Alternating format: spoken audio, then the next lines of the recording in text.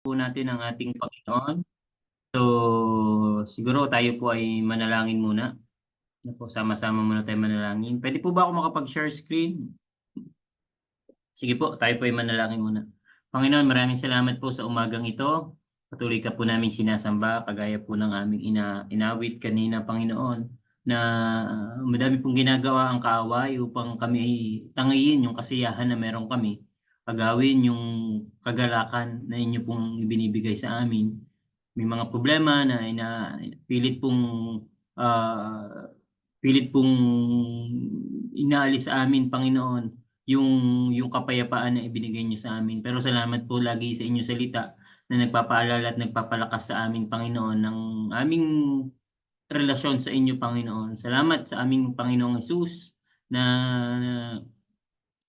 punong-puno ng pangako sa aming mga buhay, Panginoon. Kaya hayaan niyo, Panginoon, na sa amin pong pagharap sa inyo, Panginoon, minsan pa bilang isang simbahan, hayaan niyo po na makita niyo po sa aming mga puso, Panginoon, yung paggalang sa inyo salita, Panginoon. Alam namin na lagi kang may gustong sabihin sa amin, kaya ang inyong salita ay iniwanan ninyo upang marinig namin ang inyong mga tinig, Panginoon. Ganoon din naman ay hindi lang namin nirerespeto ang inyong mga salita, kundi nirerespeto din po namin, Panginoon, ang inyong mga utos sa aming mga buhay, Panginoon.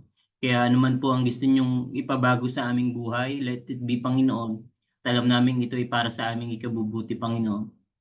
Ganoon din naman, nirerespeto din po namin ang inyong simbahan na inyo pong inalayan ng inyong dugo, Panginoon.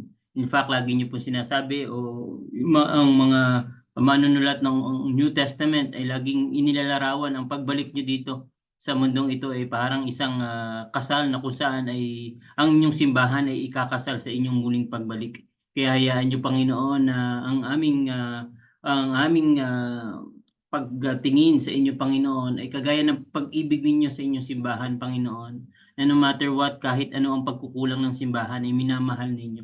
At Lord, hayaan niyo, Panginoon, na patuloy naming pagyamanin ang iniwanan niyo po sa aming mga responsibilidad upang sa ganun ay patuloy po namin ikaw mapapurihan, Panginoon. Kaya maraming maraming salamat, aming Panginoon, sa aming pagko-commune sa inyong salita, Panginoon.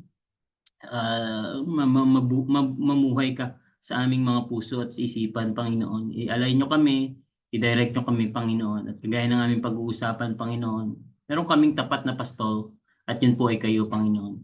Maraming salamat po. Ito po ang aming salamat dalangin sa pangalan ni Jesus.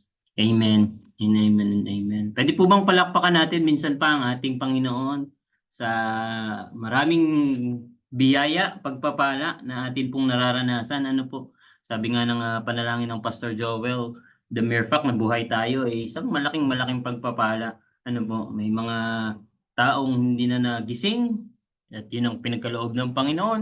Pero tayo ay buhay, tayo ay sumasamba sa ating Panginoon. Tayo po ay nasa Psalm 23. Pag-uusapan po natin yung tapat na pastol, ano po, faithful shepherd. In fact, alam ko pong maraming mensahe na narinig natin regarding po dito sa Psalm 23 or yung iba po sa atin ay siguro memorize na po itong Psalm 23. Ano po, sabi nga po ng mga ilang scholars ay kung meron daw pong pinaka sikat na chapter sa buong Bible, ito daw po ay Psalm 23. Ano po, na kung saan ay very meaningful, very intentional, ano po, pag pinag-aaralan, kapag binabasa itong Psalm 23, ano po. At sabi din ng mga scholars, si David ang sumulat at alam naman natin lahat po 'yun, ano, si King David. Though hindi malinaw kung ano yung age ni David nung sinulat ito. Ano po, kung siya ba ay matanda na o bata pa, walang malinaw. May iba't ibang comment, ano po, ng mga scholars. Pero ang sabi po ng mga scholars, itong Psalm 23 ay isang testimony ni King David. Ano po? Testimony ni King David na yung buhay na meron siya, it's not about him, but it's about the shepherd. Yung testimony, tinetestify ni King David kung gaano naging mabuti o kung paano nagiging mabuti yung kanyang pastol. At yun po'y walang iba kundi ang ating Panginoon. Na kung saan sa ating mga readers, parang ini-encourage ni King David tayong lahat na pwede din nating sabihin, the Lord is my shepherd, ano po, na hindi lang siya, kundi tayong lahat na may relasyon sa Kanya, pwede nating maranasan na magkaroon ng pastol, na magkaroon ng shepherd, at hindi lang basta shepherd, kundi isang tapat na pastol. At ang tinutukoy dito ni David, it's not about him, but about the faithful shepherd. Samahan niyo po ako sa pagbasa ng salita ng ating Panginoon. Psalm 23. The Lord is my shepherd. I shall not want. He makes me lie down in green pastures. He leads me beside still waters. He restores my soul. He leads me in paths of righteousness for his name's sake. Even though I walk through the valley of the shadow of death, I will fear no evil, for you are with me. Your rod and your staff, they comfort me. And verse 5 and 6, you prepare a table before me in the presence of my enemies. You anoint my head with oil. My cup overflows. And surely goodness and mercy shall follow me all the days of my life, and I shall dwell in the house of the Lord forever. Forever. Very familiar verses po itong ating binasa kanina. Ano po. Pero dito po, minsan pa, kagaya na sinabi ko sa inyo kanina, makikita ho natin yung puso ng isang pastol, ano, na tinetestify ni King David, knowing King David is also a shepherd, ano po, alam natin, yun yung background ni David back then, nung siya ay kabataan pa, nung siya ay nagpapastol. Ngayon, nag-testify siya at ginamit niyang imagery ay pagiging pastol din. Ngunit hindi sa kanya, kundi ang ginamit niya ay isang pastol. At yun ay ang ating Panginoon. Kaya nga dito sa Psalm 23, makikita natin yung puso, the heart of a faithful shepherd. In the book of Psalm 23, makikita natin yung puso ng isang tapat na pastol, faithful shepherd. Tatlong bagay po ang makikita natin dito sa Psalm 23 na puso ng isang tapat na pastol. Una, the faithful shepherd ay provides for his sheep. Ano po? Ang tapat na pastol, ang siyang nagpo-provide, trabaho ng isang pastol, ang mag-provide para sa kanyang tupa. Trabaho ng isang tapat na pastol na mag-provide para sa kanyang mga tupa. In fact, inumpisahan nga ni King David sa verse 1, the Lord is my shepherd. At ang sabi niya po, I shall not want. Ano po? Inimpisahan niya yung kanyang testimony, the Lord, ang Panginoon ang aking pastol, at yamang ang Panginoon ang aking pastol, hindi ako magkukulang. Pwede po ba nating i-declare yan ngayong umaga? Ang Panginoon ang ating pastol. Hindi tayo pagkukulangin ng ating Panginoon. Amen po ba mga kapatid? I shall not want.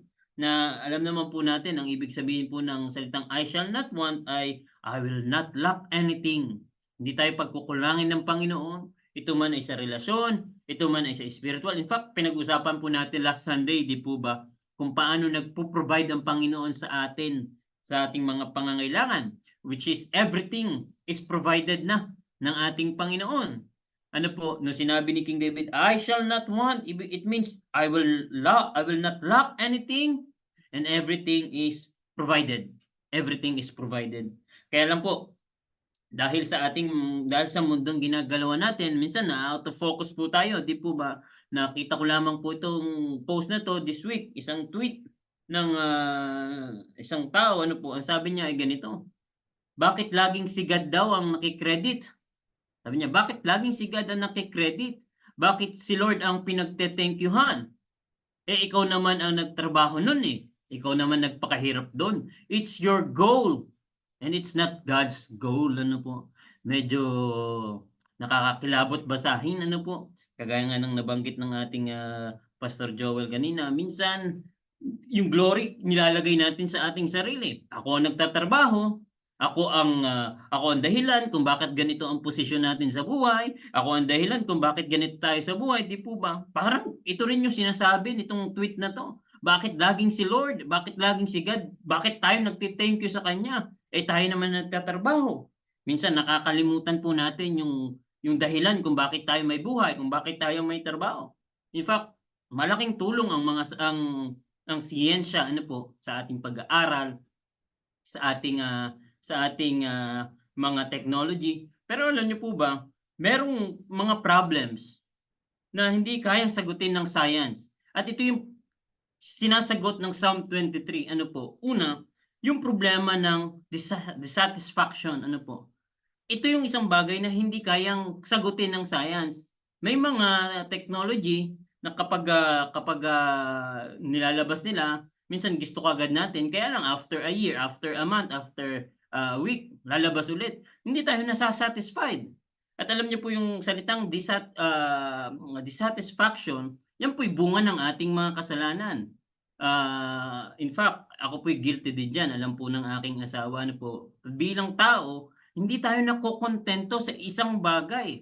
In fact, kung babasahin niyo rin po yung Genesis sa kwento ni Adan and Eve, yun din po ang naging problema. Ang saya na ng buhay nila, ang isang utos lang ng Panginoon, "Wag mong kakainin yung prutas na pinagbabawal."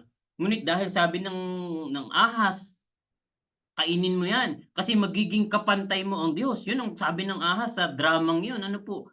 Dahil, kinain na nga ng tao, pumasok na yung kasalanan at tayo po, nararanasan natin 'yan. In human nature, hindi tayo nasa-satisfied, ano po. Kaya nga sabi ng Psalm 23, "The Lord is my shepherd, I shall not want." At ano po, He makes me lie down in green pastures. Ang mga sheep po, back then ay hindi po 'yan hihiga sa pastulan kapag po 'yan ay nilalagnat, kapag masama ang kanilang pakiramdam, lalong-lalo na po kapag gutom. Hindi po humihiga, hindi po natutulog. 'Di po ba 'pag kumain, kahit naman po tayong mga tao pagkakain, 'di po ba, parang masarap na laging matulog. Gano'n din po ang mga sheep, mga kapatid. Hindi 'yan hihiga kapag 'yan ay may hindi kuntento. Lalakad 'yan, tatakbo 'yan kung saan-saan. Na para bang sinasabi ng Psalm 23, trabaho ng tapat na pastor na tayo ay makontento. Kaya lang ang problema sa atin, hindi tayo nakokontento, 'di po ba? Kapag may ibang bagay na hindi naman natin kailangan, 'di po ba, hindi tayo nakokontento. Sabi nga ng dissatisfaction ay leads to ang mga dissatisfaction daw po ay leads to grumbling, complaining, unhappiness, unthankful, and uncritical spirit. Kapag daw po tayo ay walang satisfaction, ito'y magle-lead sa pagrereklamo.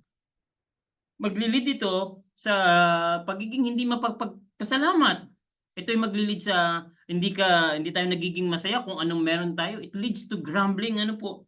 Kaya nga nung sinabi ng Panginoong Hesus ng ating MTM, "He makes me lie down in green pasture." Para bang sinasabi ng nating lahat, our green pasture is God's best for us. We just need to be contented. Sana po yung ating satisfaction ay nasa Panginoon, ano po. Wala sa material na bagay, wala po sa ating mga trabaho. Minsan may nakakalungkot, ano po, minsan ang priority natin ay trabaho. Though talaga namang kailangan magtrabaho, pero hindi ho yun yung green pasture na tinutukoy ng salita ng ang green pasture po ay yung presensya ng ating Panginoon. Ano po, sana maging kontento tayo sa presensya ng ating Panginoon. Mga kapatid, kung meron mang hindi nasasagot ang science, ito yung problema ng dissatisfaction. Hindi tayo nasa-satisfied kung ano ang meron tayo. Ano po? Pangalawa na hindi kayang sagutin ng science ay the problem of emptiness. Yung para bang laging may kulang sa atin, ano po? Yung para bang laging, kahit may pera, minsan nga po, 'di po ba, yung mga may pera pa yung parang laging malungkot, 'di po ba? Parang laging may kulang sa atin at ito yung katotohanan na ginagalawan natin. Kaya nung sinabi din ni King David, "He restores my soul." Puwede ho nating maranasan 'yan, eh. Sa mundong ginagalawan natin parang laging may kulang. Pero sa salita ng ating Panginoon, sa presensya ng Panginoon, dahil siya'y tapat na pastor, araw-araw puwede tayong i-restore ng ating Panginoon. Puwede nating maranasan, "He restores my soul." Kagaya ho ng binanggit ko kanina, parang testimony talaga ito ni King David. Naranasan niyang mawalan, naranasan niyang, naranasan niya yung mga pagkukulang at anong sabi niya, sa gitna ng pagkukulang na yun, He restores my soul. Sana mga kapatid, patuloy po nating nararanasan ito, ano po, na ang Panginoon ang kailangan natin sa ating buhay. na para bang pag wala ang Panginoong Hesus sa ating buhay, ay laki ng wala sa atin. Ano po? Parang kulang na kulang tayo. Na pag hindi tayo nakakapag-MTM, pag hindi ho tayo nakakapagbasa ng salita ng Panginoon, parang laging may kulang. Kapag tayo hindi nakakapanalangin, sana sana nararamdaman natin parang laging may kulang. At ano yung pwedeng mag-satisfied sa atin? Yung salita ng ating Panginoon, yung presensya ng Panginoon. Why? Because God, our faithful shepherd, restores our soul. Sabi ni Saint Augustine, isang church father, to fall in love with God, ang ma-inlove daw po sa Panginoon, is the greatest romance. Ito daw po yung pinaka dakilang pag-ibig na pwede nating maranasan, ang ma-inlove sa ating Panginoon. To seek Him, the greatest adventure. Ang hanapin ng Panginoon, ang hanapin ng Diyos. Ito daw po yung greatest adventure natin. And to find Him is the greatest human achievement. Yun daw po ang pinaka-achievement natin sa bundong ito. Ang mahanap ang ating Panginoon. Makilala pa ang ating Panginoon. Siyasatin pa ang ating Panginoon sa ating mga buhay. Ano po mga kapatid? Dahil yun daw po yung greatest human achievement. Sa standard po ng tao, sa standard ng mundong ito, syempre po, mas maraming credential, mas kilala ka ng maraming tao. Di po ba? Mas maraming achievement, mas kilala ka ng maraming tao, mas maraming taong papalakpak sa'yo, mas ipa-priority ka, mas iba yung treatment sa'yo ng ibang tao. Sa atin po, mga mananampalataya sa Panginoon, ang ating greatest achievement ay makilala ang ating Panginoon ng ating lubusan. Amen po bang mga kapatid? Kilalanin ang ating Panginoon sa ating mga buhay. Kaya nga sinabi ni David, the Lord is my shepherd, I shall not want. He makes me lie down in green pastures and He leads me beside still waters. Ano po? Na para bang sinasabi niyang ang Lord ang nagdadirect sa kanya patungo sa maayos na buhay. Ang Lord ang director ng kanyang buhay patungo sa still waters. Yung still waters po ay larawan po ng kapayapaan. Ano po, larawan po 'yan. Picture po 'yan ng peace, ano po. At sinasabi ni King David, tinetestify niya sa ating lahat ngayon na ang Lord ang director ng kanyang buhay. Ang Diyos ang nasusunod sa kanyang buhay. The problems science cannot answer. Una, the problem of dissatisfaction. Sana po maging aware po tayong lahat dito. Pangalawa, the problem of emptiness. Pangatlo at panguli, ito po ang alam na alam po nating lahat, yung problem po ng kamatayan na hindi kayang sagutin ng science. Ano po? The problem of death. Na kung saan ang Biblia nagbibigay ng solusyon sa atin. Ng Biblia pinauna na ng Biblia na pwede nating maranasan ito. Itong the problem of death. Hindi ko po alam kung nakita niyo na po itong daan na to sa Pilipinas at hindi ko rin po alam kung kapag nakita niyo itong daan na to ay dadaan kayo dito. Ano po? Meron daw pong dalawang street, ano po. Yung isang street ay sa St. Peter. yung isang street po ay sa St. Luke. Hindi ko po alam kung alin yung pipiliin nating daan diyan, ano po. Pero magandang larawan po yan na talagang hindi darating time na either ma-hospital tayo, matured naman po tayong lahat para harapin yon. At darating yung time na kung saan uuwi tayo lahat sa ating Panginoon. At sabi nga ng Biblia, kung atin pong titignan na nung sinabi ng Isaiah 53 verse 6, all we like sheep have gone astray, all have turned everyone to his own way, and the Lord has laid on him the iniquity of us all. Sabi po ng salita ng Panginoon, tayong lahat ay parang mga tupa. Di po ba? Na sinabi ni David, the Lord is my shepherd. Parang sinasabi niya, I am a sheep. Ano po? Siya isang pasto. At ang sabi ng sa Isaiah 53, tayong mga pastol, tayong mga tupa, all will like sheep have gone astray. Tumalikod tayo lahat sa ating Panginoon. Kaya nga magandang, lagi namin sinasabi, di po ba, kapag nag-aaral tayo ng salita ng Panginoon, it's all about the relationship. It's all about yung relasyon natin sa ating Panginoon. Kasi pagdating naman sa langit, hindi naman tatanungin kung ano ang relihiyon natin. Pagdating sa langit, hindi naman tatanungin kung ano ang denomination natin. It's all about relationship. Kaya nga kung titingnan natin yung mga cemetery, di ba? the question is not how you die. Ang tanong po ay hindi paano ka namatay. Kasi lahat po tayo haharap niyan. But ang tanong po ay paano tayo nabuhay, di po ba? The question is not how you die, kasi alam naman natin, yan ang dulo natin sa mundong ito, pero may buhay na walang hanggan. Kaya ang tanong ay hindi how you die, kundi paano mo pinamuhay yung buhay na pinahiram sa iyo ng Panginoon. Ikaw ba ay naging tapat? Tayo ba ay naging tapat? Tayo ba ay nakinig sa Kanya? Tayo ba ay sumunod sa Kanya? O tayo nagmamatigas sa Kanya? How you live? How you live?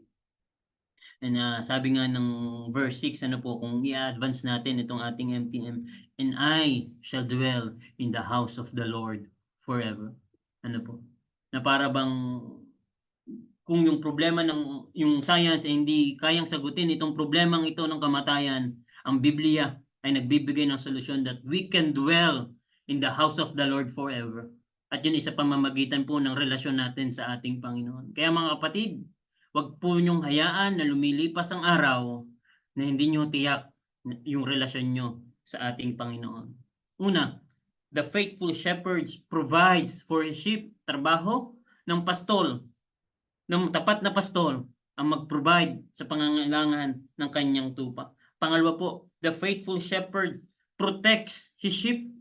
Hindi lamang po nagpo-provide ang trabaho ng isang pastol, kundi ingatan yung kanyang mga tupa. Alam niyo po, ito po ang maganda sa ating Panginoong Hesus. Ano po? Kaming mga pastor, limitado kami. Hindi namin kayang gawin lahat ng bagay. Pero meron po tayong tapat na pastor. At yun po yung ating Panginoon na iniingatan po tayo sa bawat araw. He protects us. Sabi nga po ng Psalm 23 verses 3 and 4, He restores my soul. He leads me in paths of righteousness for His name's sake. At sabi pa po dito, even though I walk through the valley of the shadow of death. Ano po? Sabi ni David, even though I walk, ibig sabihin nararanasan niya, na-experience niya yung valley of the shadow of death. Alam niyo po ba mga kapatid, nung panahon po ni King David, did you know, meron talagang lugar na kung saan kailangan daanan ni King David para siya ay magpastol. Kasi nga po siya isang shepherd, ano po, nung panahon niya. May isang lugar na kung saan ay isang oras lang lumiliwanag. At kapag natapos na yung isang oras na liwanag na yun, madilim na yung lugar, at pagdaan niya doon, hindi niya alam kung mabubuhay pa siya. Hindi niya alam kung yung mga tupa na inaalagaan niya ay mabubuhay pa. At yun po ay sa lugar ng Kidron Valley, ano po, kailangan niyang dumaan doon para magpastol. Kasi wala na pong ibang daan para papunta doon sa kanyang pinagpapastulan at araw-araw kailangan niyang dumaan doon. Kaya siguro niya nasabi, even though I walk through the valley of shadow of death, kasi hindi niya alam kung mabubuhay siya. Pag dumadaan doon, kasi anytime pwede siyang atakihin ng mababangis na hayop yung kanyang mga inaalagaan. At ito po yung realidad ng buhay, di po ba? Lagi nga namin pinag-uusapan ni na Papa Ver, ni na Pastor Joel, na minsan sa buhay talaga pinapahintulutan ng Panginoon yung mga problema, ano po, na upang pagtibayin tayo. At sa ating mga buhay, may mga valleys na pwede tayong pagdaanan. Example of the valleys of life. Una, itong valley of calamity. Ano po, na hindi natin maiiwasan yan. Naranasan po natin yan dito sa UAE. Yung ulan, ano po, yung baha. Yung sa Sapphire na aming pinaglalaroan hanggang ngayon po ay yung underground ay medyo ramdam pa rin po, kita pa rin ano po. Sa Pilipinas, pagka bumabaha, ramdam na ramdam, ano po, makikita yan sa Joshua 7:26. Yung mga valley of calamity, hindi natin maiiwasan yan. Ano po, kahit ayaw natin, hindi natin maiiwasan. Pangalawa, yung valley of weeping. Ano po, minsan pinapahintulutan na tayo ng Panginoon na dumaan tayo sa season ng pagluha. Ano po, sa season ng pag-iyak, sa season ng pagdadalamhati, di po ba? Minsan yun yung valley natin na kailangan nating pagdaanan. Pangatlo, na pinapahintulutan ng Panginoon yung valley of deep darkness. Ano po, na kung saan ito yung ating binasa kanina sa Psalm 23 verse 4, even though I walk through to the valley of shadow of death, na pwedeng maging literal, pwedeng maging spiritual, ano po. Pero ang sabi po ng salita ng Panginoon na sinagot din po ng Psalm 23, even though I walk through the valley of the shadow of death, ang sabi po ni King David, I will fear no evil. Wala siyang katatakutan. Bakit daw po? Dahil po ba maganda ang kanyang trabaho? Dahil po ba siya isang hari? Wala po ba siyang kakatakutan dahil mataas ang kanyang sweldo? Dahil maganda ang kanyang posisyon? Hindi po. Sinabi po ni King David ay, I will fear no evil. Why? For you are with me.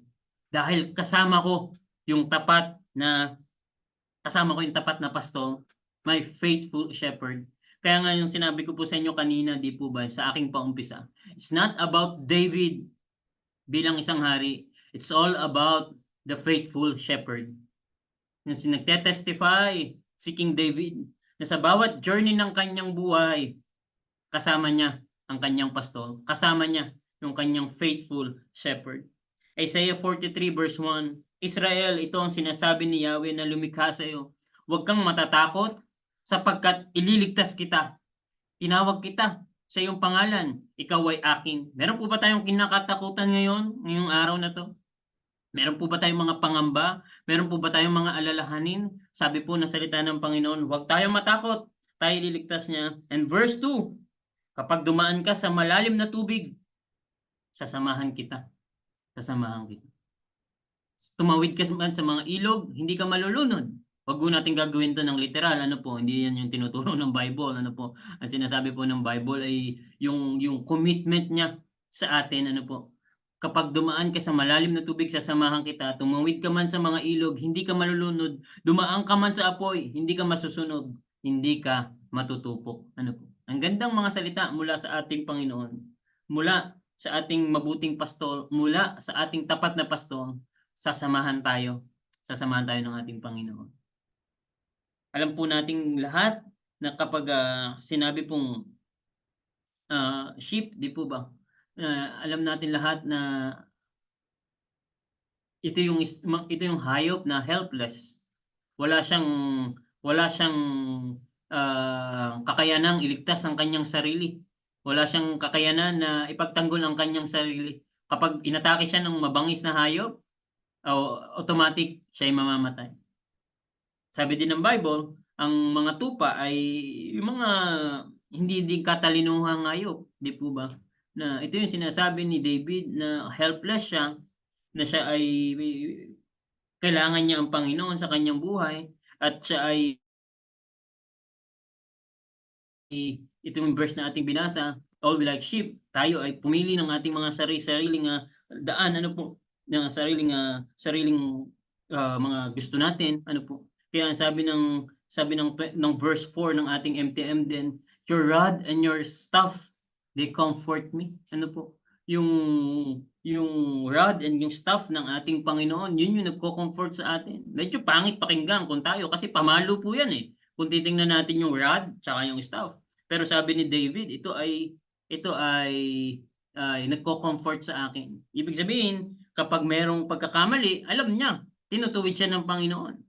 Sabi niya, yung rod relatively short, heavy, club-like device. Yung staff po ay yung pag ginagamit sa mga tupa na iba ang direksyon, dumalayo sa direksyon ng kanyang pastol, ginagamit po 'yan. At ginagamit para i-hook po yung ulo, ano po. Na kung saan ay gagawin lahat ng pastol para ibalik yung kanyang tupa. Ano po? Gagawin lahat ng pastol ang lahat ng kanyang makakaya. Masakit man, papaluin ka man, ayaw naman natin lahat yon, di po ba? Masakit eh. Pero gagawin po ng Panginoon yon para maibalik tayo lagi sa Kanya. Maibalik tayo sa Kanya. Why? Because your rod and your staff, they comfort me. They comfort me. Sabi nga po dito, safety and security is not the absence of danger. It's in the presence of the shepherd. Ano po? Yun daw pong kaligtasan natin at yung seguridad natin, hindi daw po dahil walang kaguluhan sa ating paligid, kundi dahil daw po tayo nasa presensya ng ating pastol. Ano po? Kaya nga, ang trabaho po ng tapat na pastol, he provides for his sheep. Nagpo-provide siya sa kanyang mga tupa. Pangalawa, iniingatan niya ang kanyang mga tupa. At pangatlo po at panghuli, prominent for his sheep. Prominente, ano po, na kung saan pinapakilala niya, trabaho ng tapat na pastol na lagi niyang ipakilala ang kanyang sarili sa kanyang mga tupa. Sabi po ng Merriam-Webster, prominent daw po isang adjective, standing out or projecting beyond the surface or line, ano po, widely and popularly known. Ano po, lagi niyang pinapakilala ang kanyang ang sarili, ano po. At ito maganda sa ating MTM. Ito yung maganda sa ginagawa po nating outline ng pag-MTM, yung attributes lagi ng ating Panginoon, di po ba? Last Sunday, nabanggit ko po sa inyo kanina, nung last Sunday, na pwede nating gawin sa mundong ito para pagkatiwalaan natin ang pangako ng Panginoon, ay lalo nating kilalanin yung Diyos na gumagawa ng pangako, yung Diyos na nangangako sa atin, di po ba? Yung sinabi po ni King David, you prepare a table before me in the presence of my enemies. You anoint my head with oil, my cup overflows. Parang sinasabi po dito ni King David yung panalangin ng isang pag-asa, na kahit dumaan siya sa kalagitnaan ng kanyang kaaway, na kahit sa panahon na mawalan siya, mayroong isang Diyos na magpo-provide ng kanyang pangangailangan, may isang Diyos na mag-iingat sa kanya, may isang Diyos na mag-aalaga sa kanya, may isang Diyos na nangangako. At yung lahat ay matatagpuan sa kanyang tapat na pastol, ang ating Panginoong Hesus. Pwede ho natin itong i-claim ngayong umaga. Even though tayo dumaan sa presensya ng mga problema, sa presensya ng mga pagsubok, ng mga kaguluhan, yung biyaya ng Panginoon ay laging laan sa bawat isa sa atin. At ito'y nag-uumapaw sa ating mga buhay. At ito'y pwede nating sabihin dahil meron tayong relasyon sa ating Panginoon. At yun ay sa ating Panginoong Hesus. Na sinabi ng Panginoong Hesus, I am the good shepherd. Ako ang mabuting pastor. Kinilaim po ng ating Panginoong Hesus yung sinasabi ni King David na the Lord is my shepherd. Sabi ni King David, ang sabi ng Panginoong Hesus sa New Testament, I am the good shepherd.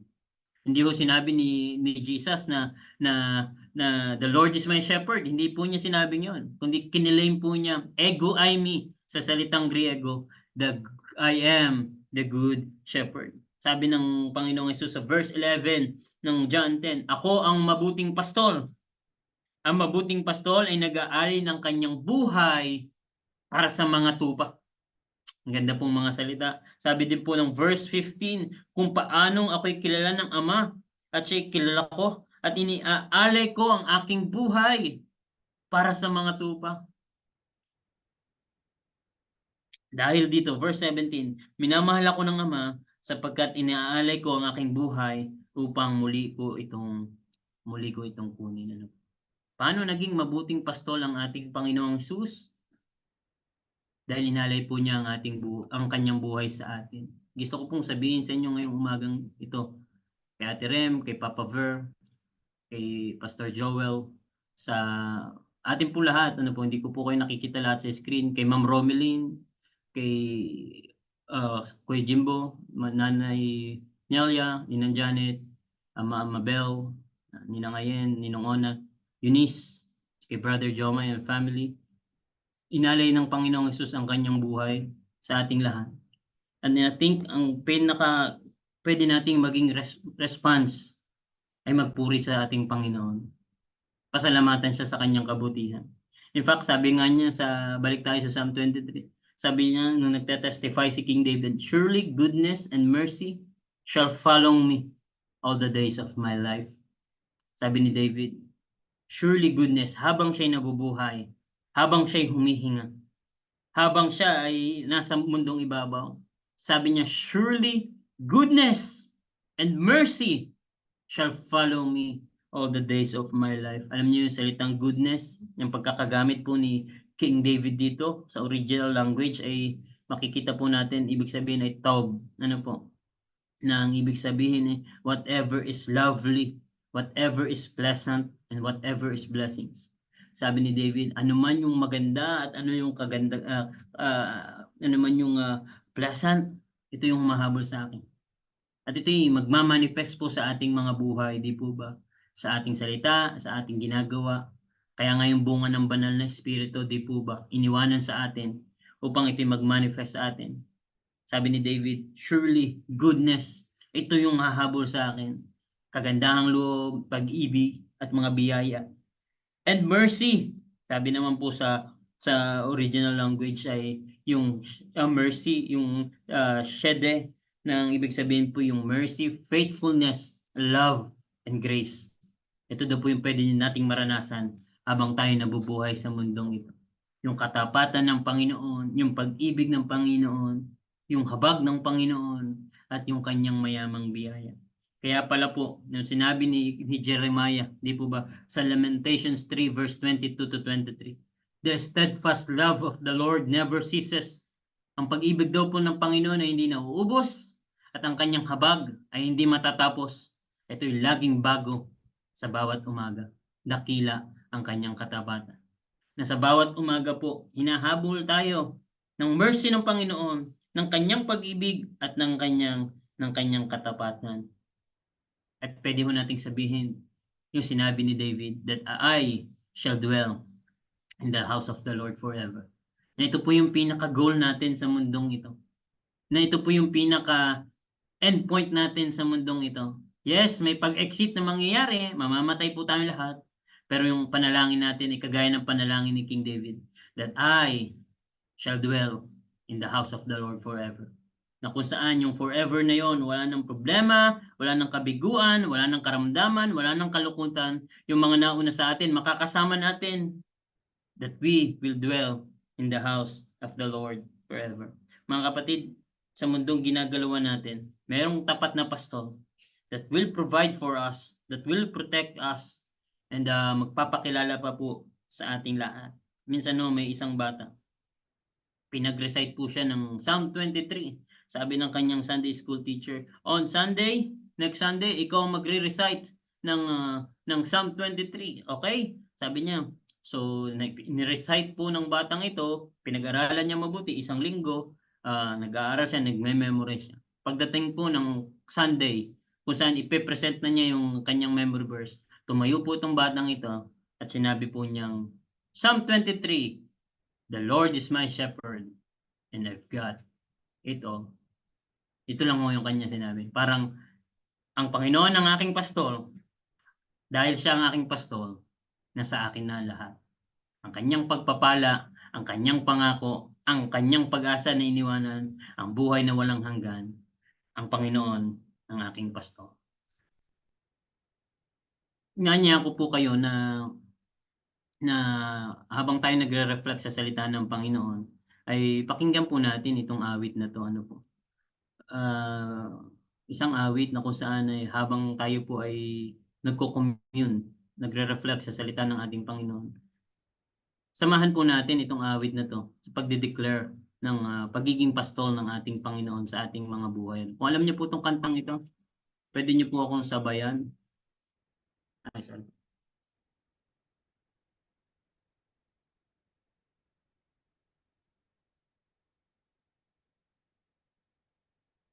Sabi po ng kanta, the Lord is my shepherd.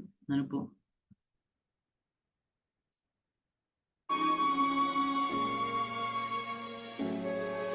Kung alam niyo po itong kantang ito, ay sabayan niyo po. Gawin po nating tugon sa ating napag-aralan ngayong umagang ito.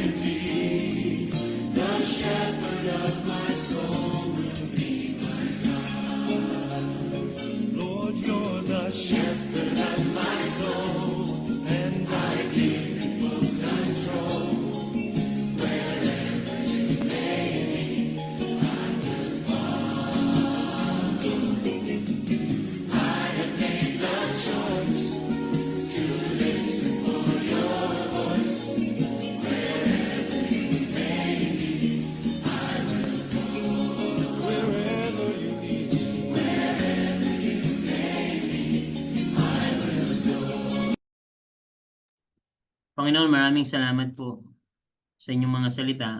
Marahil ay narinig na namin 'to ng maraming beses, pero salamat po sa inyong paalala sa amin. And today, muli ho naming kini-claim at muli namin dine-declare, Panginoon, that you are our good and faithful shepherd sa aming buhay. In Christ's name we pray. Amen. Amen.